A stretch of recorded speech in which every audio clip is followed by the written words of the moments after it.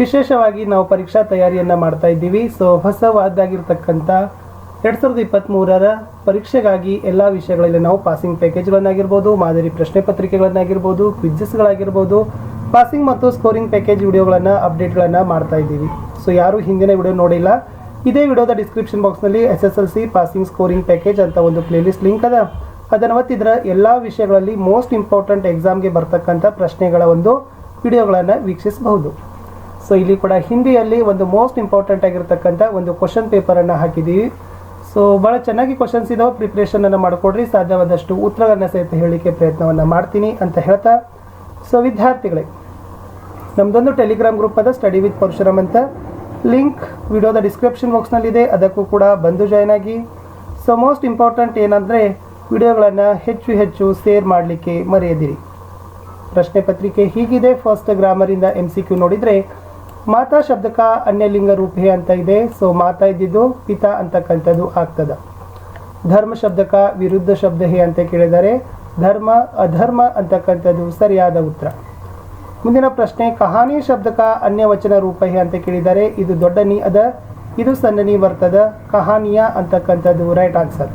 ವಿದ್ಯಾಲಯ ಶಬ್ದ ಮೇ ಸಂಧಿ ಹೋತಾ ಹೇ ಅಂತ ಕೇಳಿದರೆ ವಿದ್ಯಾಲಯದಲ್ಲಿ ದೀರ್ಘ ಸಂಧಿ. ಚಲನಾ ಶಬ್ದಕ ಪ್ರಥಮ ಪ್ರೇರಣಾರ್ಥಕ ರೂಪ ಕೇಳಿದರೆ ಚಲನ ಅಂತಕ್ಕಂಥದ್ದು ಉತ್ತರ. ರಾತ್ ದಿನ್ ಸಮಾಸ ಕೇಳಿದರೆ ನಡುವೆ ಯೋಜಕ ಚಿಹ್ನೆ ಅದ, ಸೊ ಅದಕ್ಕಾಗಿ ಇದು ದ್ವಂದ್ವ ಸಮಾಸ ಆಗ್ತದ.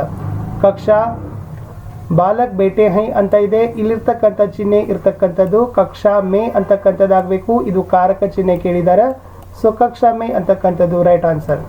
ಇನ್ನು ವಿರಾಮ ಚಿಹ್ನೆಯಲ್ಲಿ ಇದು ಪೂರ್ಣ ವಿರಾಮ ಇತ್ತು. ಮೋಹನ್ ಅಚ್ಚಾ ಲಡ್ಕಾ ಹೇ ಅಂತಕ್ಕಂಥದ್ದು. ಇನ್ನು ಅನುರೂಪತದಲ್ಲಿ ನೋಡೋದಾದ್ರೆ ವಿದ್ಯಾರ್ಥಿಗಳೇ, ನಾಗ್ಪುರ್ ಸಂತ್ರ ಇದೆ, ಕಾಶ್ಮೀರ್ ಸೇಬ್ ಅಂತಕ್ಕಂಥದ್ದು ಬರ್ತದೆ. ಗಾಂಧೀಜಿ ರಾಷ್ಟ್ರಪಿತ ಇದೆ, ಅಬ್ದುಲ್ ಕಲಾಂ ರಾಷ್ಟ್ರಪತಿ ಅಂತಕ್ಕಂಥದ್ದು. ಮಾಲಿಕ್ ಧೀರಜ್ ಸಕ್ಸೇನಾ ಇದೆ, ಸೇವಕ್ ಅಂತಕ್ಕಂಥದ್ದು ಸಾಧುರಾಮ್ ಬರಬೇಕು. ಜಸೋದಾ ಮಾತಾ ಇದೆ, ನಂದ್ ಅಂತಕ್ಕಂಥದ್ದು ಮಾತಾ ಪಿತಾ ಅಂತಕ್ಕಂಥದ್ದು ಇಲ್ಲಿ ಬರಿಬೇಕಾಗಿತ್ತು. ಇನ್ನು ಒಂದಂಕದ ಪ್ರಶ್ನೆಗಳಲ್ಲಿ ನೋಡಿದಾಗ ವಿದ್ಯಾರ್ಥಿಗಳು ಲೇಖಕ ಕಹಾ ಟಹರಾಯ ಗಯಾ ಅಂತ ಇದೆ, ಹೋಟೆಲ್ ಕೆ ಬಡೆ ಕಮರೆ ಮೇ ಅಂತಕ್ಕಂಥದ್ದು ಉತ್ತರ. ಸಿಂಗಾಪುರ್ ಆದಿವಾಸಿ ಕಹಾ ರಹತೆ थे ಅಂತ ಇದೆ, ಪೂರ್ವೋತ್ತರ ಭಾರತ ಮೇ. ಭಾರತ್ ಕೆ ಖೇತ್ ಕೈಸೆ ಹೈ ಅಂದರೆ ಹರೆ ಭರೆ ಅವ್ರ ಸುಹಾನಿ ಹೈ. ದಯಾ ಕಿಸ್ಕಾ ಮೂಲ ಹೇ ಅಂತ ಇದೆ, ದಯಾ ಧರ್ಮಕ ಮೂಲ ಹೇ ಅಂತಕ್ಕಂಥದ್ದಿತ್ತು. ಸೊ ಪ್ರಶ್ನೆ ತುಂಬ ಸರಳ ಇದ್ದಾವೆ ವಿದ್ಯಾರ್ಥಿಗಳೇ. ಸೊ ಸರಳತೆಯಿಂದ ಕಠಿಣತೆ ಕಡೆಗೆ ತಾವೇನು ಮಾಡಬೇಕು, ಕಲಿಬೇಕು. ಸೊ ಆ ಕಾರಣಕ್ಕಾಗಿ ತುಂಬ ಮೋಸ್ಟ್ ಇಂಪಾರ್ಟೆಂಟ್ ಕ್ವಶನ್ಸ್ ಇದ್ದಾವೆ, ಅವುಗಳ ಬಗ್ಗೆ ನೋಡ್ಕೊಡ್ರಿ. ಇನ್ನು 2-3 ವಾಕ್ಯದಲ್ಲಿ ಉತ್ತರವನ್ನು ಬರಲಿಕ್ಕೆ ಇರ್ತಕ್ಕಂಥ 8 ಪ್ರಶ್ನೆಗಳನ್ನು ನೋಡೋದಾದರೆ ವಿದ್ಯಾರ್ಥಿಗಳೇ, ಸೊ ಫಸ್ಟ್ ಕ್ವಶನ್ ಬಂದ್ಬಿಟ್ಟು ಆಜ್ಕಲ್ ಶಿಕ್ಷಿತ್ ಸಮಾಜ ಮೇ ಕಿಸ್ಕೆ ಬಾರೆ ಮೇ ವಿಚಾರ ಕಿಯಾ ಜಾತಾ ಹೇ ಅಂತ ಕಾಶ್ಮೀರಿ ಸೇಬ್ದಿಂದ ಕೇಳಿದ್ದಾರೆ. ಇನ್ನು 18ನೇ ಪ್ರಶ್ನೆ ಇತ್ತು ಆಶಿ ಅಮ್ಮ ಅಬ್ದುಲ್ ಕಲಾಂ ಕೋ ಖಾನೆ ಮೇ ಕ್ಯಾ ಕ್ಯಾ ದೇತಿ ಥಿ ಅಂತ. 19ನೇ ಪ್ರಶ್ನೆ ಇತ್ತು ಫೂಲಮಾಲಾ ಎ ಬೇಚನೆ ಪರ್ ಫೂಲಮಾಲಾ ಎ ಮಿಲನೆ ಪರ್ ಲೇಖಕ್ ಕ್ಯಾ ಸೋಚನೆ ಲಗೆ ಅಂತ ಏನಿತ್ತು ಪ್ರಶ್ನೆ ಇತ್ತು. ಇಮಾನ್ದಾರೋ ಕೆ ಸಮ್ಮೇಳನ ಮೇ ಪಾಠದ್ದು. 20ನೇ ಪ್ರಶ್ನೆ ಸಾಧುರಾಮ್ ಕೋ ಕ್ಯಾ ಹುವಾ ಥಾ ಅಂತಕ್ಕಂಥದ್ದು ಏನು ಮಾಡಿದ್ದಾರೆ ಪ್ರಶ್ನೆ ಕೇಳಿದ್ದಾರೆ. 21ನೇ ಪ್ರಶ್ನೆ ಇದೆ ಮಾತೃಭೂಮಿ ಕಾ ಸ್ವರೂಪ್ ಕೈಸೆ ಸುಶೋಭಿತ್ ಹೇ ಅಂತ ಕೇಳಿದ್ದಾರೆ. 22ರಲ್ಲಿ ಕೃಷ್ಣ ಬಲರಾಮ ಕೆ ಸಾಥ್ ಖೇಲ್ನೆ ಕ್ಯೂ ನಹಿ ಜಾತಾ ಅಂತ ಏನಿತ್ತು ಪ್ರಶ್ನೆ ಇತ್ತು. ಮುಂದಿನ ಪ್ರಶ್ನೆ 23ರಲ್ಲಿ ಎಸ್ ಶನೈಚರ್ ಕಾ ಅರ್ಥ ಕ್ಯಾ ಹೇ ಅಂತ ಕೇಳಿದ್ದಾರೆ, ಅಥವಾ ಶನಿ ಗ್ರಹ ಕಾ ವಾಯುಮಂಡಲ್ ಕಿಸ್ ಪ್ರಕಾರ ನಿರ್ಮಾಣ ಹುआ है ಅಂತ ಕೇಳಿದ್ದಾರೆ. 24ನೇ ಪ್ರಶ್ನೆ झूठ बोलने से क्या नुकसान होता है, ಅಥವಾ ಮೀನಾ ಮೇಡಮ್ ನೆ ಬಚ್ಚೋ ಕೋ ಕ್ಯಾ ಸಂದೇಶ ದಿಯಾ ಅಂತ ಏನು ಮಾಡಿದ್ದಾರೆ ಪ್ರಶ್ನೆಯನ್ನು 2 ಅಂಕಕ್ಕೆ ಕೇಳಿದ್ದಾರೆ. ಇನ್ನು 3 ಅಂಕದ ಪ್ರಶ್ನೆಗಳನ್ನು ನೋಡೋಣ. ಇವುಗಳನ್ನು 3-4 ವಾಕ್ಯಗಳಲ್ಲಿ ಉತ್ತರಗಳನ್ನು ತಾವೇನು ಮಾಡಬೇಕಾಗಿತ್ತು ವಿದ್ಯಾರ್ಥಿಗಳೇ, ಬರಿಬೇಕಿತ್ತು. 25ನೇ ಪ್ರಶ್ನೆ ಇದೆ ಗಿಲ್ಲು ಕೆ ಕಾರ್ಯಕಲಾಪ್ ಕೆ ಬಾರೆ ಮೇ ಲಿಖಿಯೇ ಅಂತ ಇದೆ. 26 बसंत राजकिशोर के पास क्यों नहीं लौटा. 27ನೇ ಪ್ರಶ್ನೆ ಇಂಟರ್ನೆಟ್ से कौन कौन सी हानियाँ हो सकती है. ಮುಂದಿನ ಪ್ರಶ್ನೆ ಇತ್ತು ಎಸ್ बचेंद्रिका बचपन कैसे बीता. 29ನೇ ಪ್ರಶ್ನೆ 5000 रुपये मिलने पर मोहन ने क्या सोचा ಅಂತಕ್ಕಂಥದ್ದು ಇತ್ತು. 30ನೇ ಪ್ರಶ್ನೆ ದಿನಕರ जी के अनुसार मानव का सही परिचय क्या है ಅಂತಕ್ಕಂಥದ್ದು ಪ್ರಶ್ನೆ ಇತ್ತು.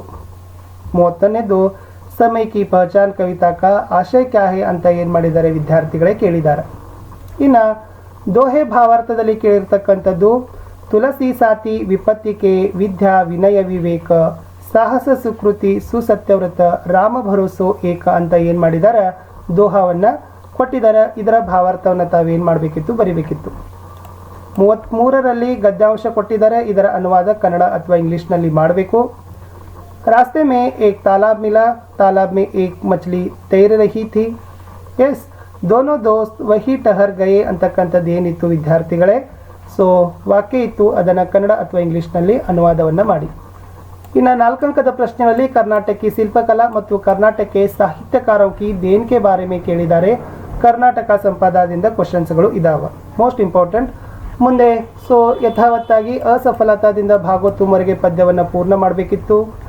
ಇಲ್ಲಿ ಕಲ್ಪನಾ ಚಾವ್ಲಾ ಬಗ್ಗೆ ಇರತಕ್ಕಂಥ ಒಂದು ಅಪಠಿತ ಗದ್ಯಾಂಶವನ್ನು ನೋಡಿಕೊಂಡು ಕೆಳಗಿನ 4 ಪ್ರಶ್ನೆಗಳಿಗೆ ಉತ್ತರಗಳನ್ನು ಬರೀಬೇಕಿತ್ತು. कल्पना अत्यंत सौम्य स्वभाव की महिला थी. बचपन से उसकी एक ही आकांक्षा थी, चांद सितारों को छूना. इसलिए उसने पंजाब इंजीनियरिंग कॉलेज में एरोनॉटिक्स में प्रवेश लेने की इच्छा व्यक्त की. वहाँ के एक प्रोफेसर ने कहा कि यह क्षेत्र लड़कियों के लिए नहीं है ಅಂತಕ್ಕಂಥದ್ದು ಇತ್ತು. ಇನ್ನು ಇದಕ್ಕೆ ಸಂಬಂಧಪಟ್ಟಂತೆ ಪ್ರಶ್ನೆಗಳಿತ್ತು. कल्पना किस तरह की महिला थी, उसकी एकमात्र आकांक्षा क्या थी, कॉलेज के प्रोफेसर ने क्या कहा, कल्पना किस विषय में प्रवेश लेने के इच्छा व्यक्त की. ಮುಂದೆ ನಿಬಂಧಗಳಲ್ಲಿ ವಿದ್ಯಾರ್ಥಿಗಳ ಸಮಯದ ಸದುಪಯೋಗ ಕೇಳಿದ್ದಾರೆ, ಇಂಟರ್ನೆಟ್ ಕೇಳಿದ್ದಾರೆ, ಸ್ವಾಸ್ಥ್ಯ और ಸ್ವಚ್ಛತಾ ಅಂತ ಏನು ಮಾಡಿದ್ದಾರೆ, ಸೊ ನಿಬಂಧಗಳನ್ನು ಕೇಳಿದ್ದಾರೆ. ಇದ್ರ ಬಗ್ಗೆ 15ರಿಂದ 20 ವಾಕ್ಯಗಳಲ್ಲಿ ನಿಬಂಧಗಳನ್ನು ಬರೆದ್ರೆ ಸಾಕು. ಇಷ್ಟು ಈ ಹೊಸದಾಗಿರ್ತಕ್ಕಂಥ 2023ರ ಪರೀಕ್ಷೆಗೆ ಒಂದು ಬಿಡುಗಡೆ ಮಾಡಿರ್ತಕ್ಕಂಥ ಬೇಸ್ ಮೇಲೆ ಇದು ಕ್ವಶನ್ ಪೇಪರ್ ಇತ್ತು. ತುಂಬ ಇಂಪಾರ್ಟೆಂಟ್ ಆಗಿರ್ತಕ್ಕಂಥ ಕ್ವಶನ್ ಅಂತ ಅನಿಸಿತು, ಅದಕ್ಕಾಗಿ ನಾವು ನಿಮಗೆ ಶೇರನ್ನು ಮಾಡಿದ್ದೀವಿ. ಸೊ ಮತ್ತೆ ಸಿಗ್ತೀನಿ ಹೊಸ